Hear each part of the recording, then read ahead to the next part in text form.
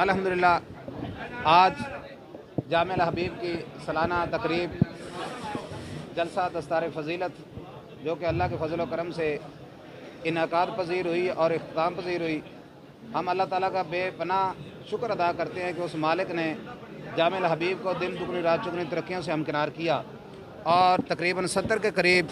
علماء کرام، حفاظ کرام اور مجود قاری حضرات جن کے سروں پہ دستار فضیلت سجائی گئی، اور جس میں خصوصاً حضور جانشین خوشبو رومی پیر طریقت رہبر شریعت صاحبزادہ پیر محمد اویس احمد عالم قادری زیدہ شرف و سجادہ نشین آستانہ عالیہ کریپٹ شریف، اور خصوصاً جناب محترم ڈاکٹر نعیم الدین الازری صاحب آستانہ عالیہ بحیرہ شریف سے تشریف لائے، اور یہ ساری خوشیاں، ساری برکتیں